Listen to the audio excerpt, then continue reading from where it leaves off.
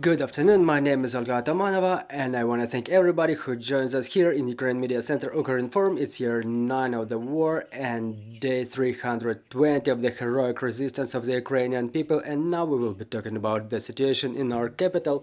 Joining us online is Mykola Povoroznyk, first deputy head of Kyiv Municipal State Administration. Mr. Mykola, good afternoon. Good afternoon.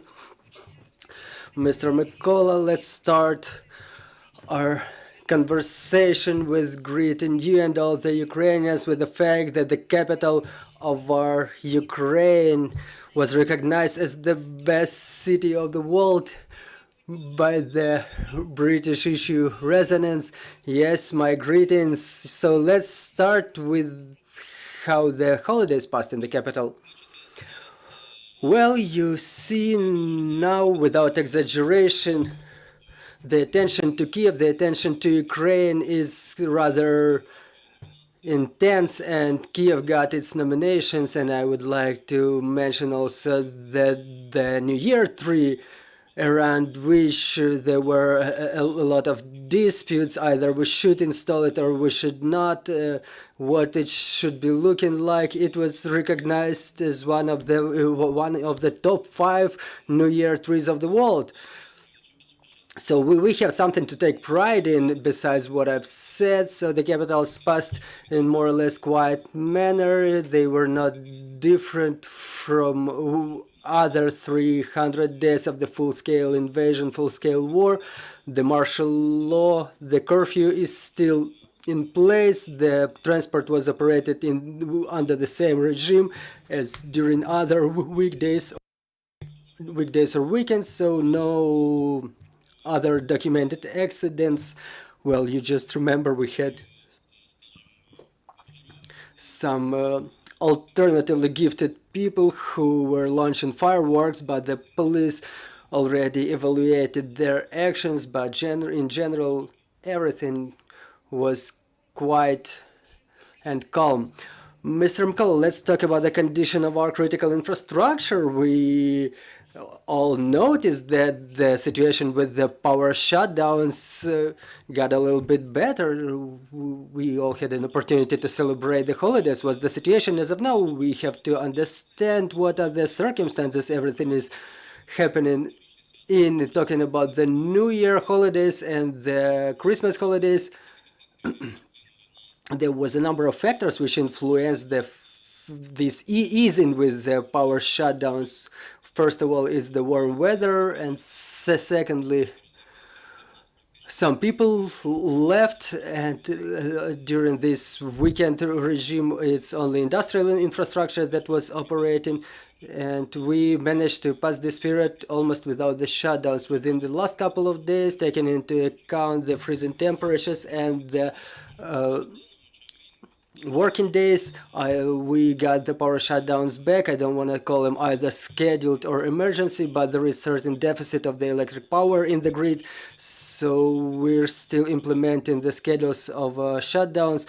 As of this morning, around 200,000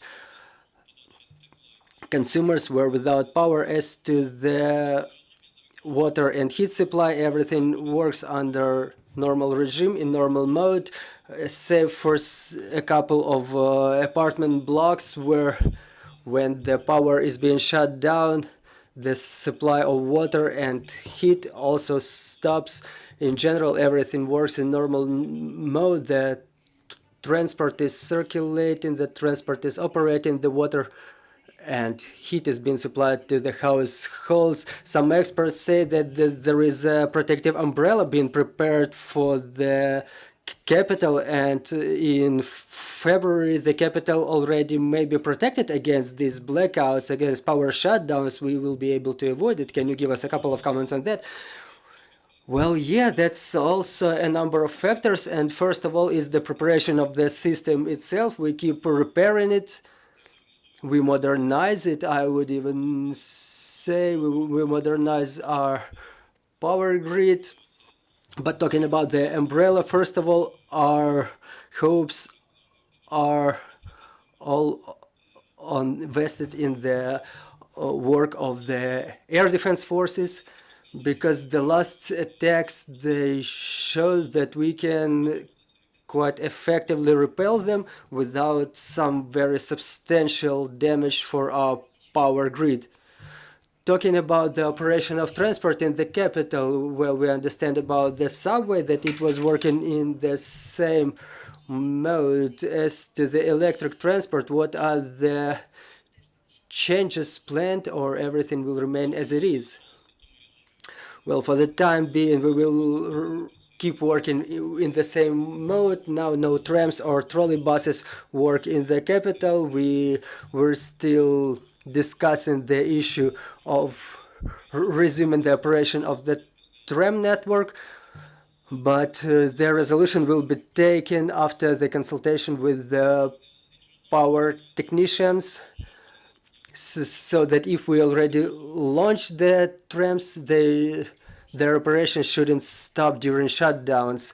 As to your estimates how the subway and the buses can satisfy the needs of the population, do we feel any lack of capacity, of capability?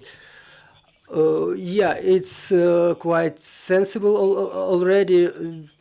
If we take, for example, the trams, there is a speed tram to Borshakivka, which fulfilled the function of metro, and we cannot fully replace them with buses, and we have a limited resource of buses. It's around 500 of them working all around Kiev, so we cannot satisfy the needs of the consumers in full, but we will orient first of all at the availability or deficit of electric power. When we talk about the relaunching of electric transport, Mr. Mykola, the second half year of educational year started for our kids. Did many educational institutions switch to offline mode starting with the new year, or they remain working? They keep working in the same mode? I want to remind you that our school recess is until January 27. When our children went on holidays, around 30% students were studying online, and I hope that the new half a year will be in the same mode. I think, dear colleagues, your questions. Natalia Movchanova, Ukrinform. Good afternoon. My question is as follows.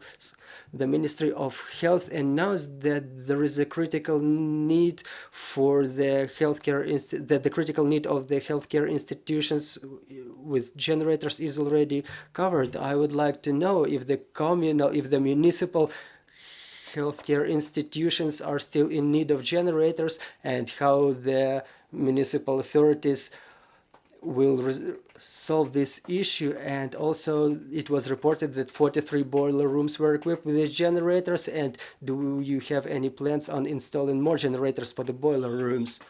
Well, I'll start with the last question. Thank you for your question.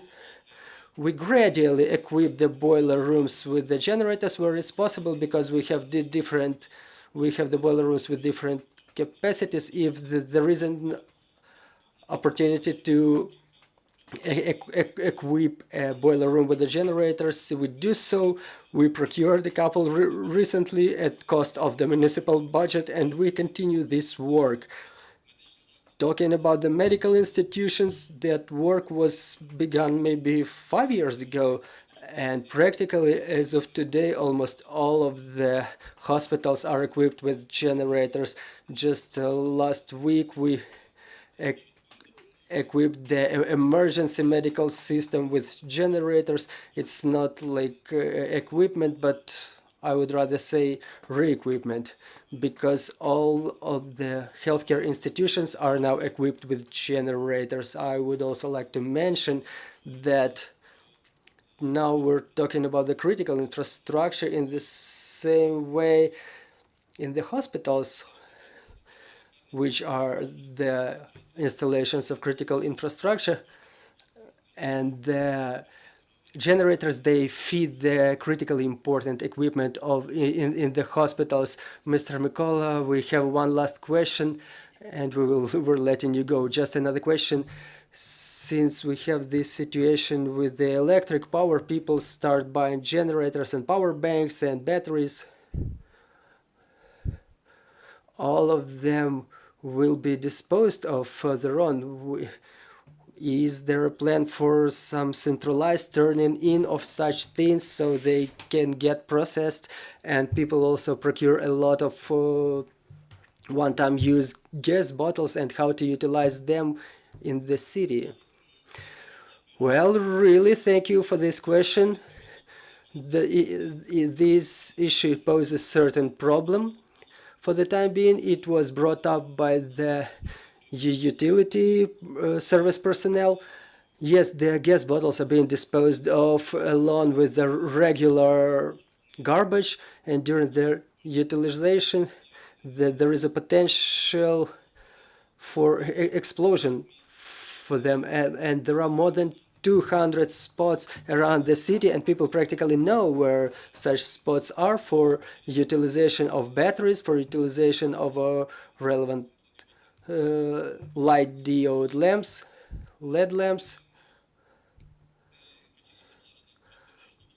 And taking this opportunity, I would like to ask everybody to dispose of this kind of waste at those specific spots where the utility service personnel will utilize them in a proper manner, because the power bank is no different from any other battery, and we're all used to not throwing them into regular garbage, but to utilize them at some specific spots. And the same situation is with the gas bottles. Thank you very much, Mr. Mykola. Thank you for joining us. I'm reminding you, joining us was Mykola Povoroznyk, the first deputy head of Kyiv Municipal State Administration. Dear colleagues, our next briefing is at 14:30. Joining us will be Ivan Fedorov, the mayor of Melitopol. So bear with us, trust in our armed forces, and glory to Ukraine.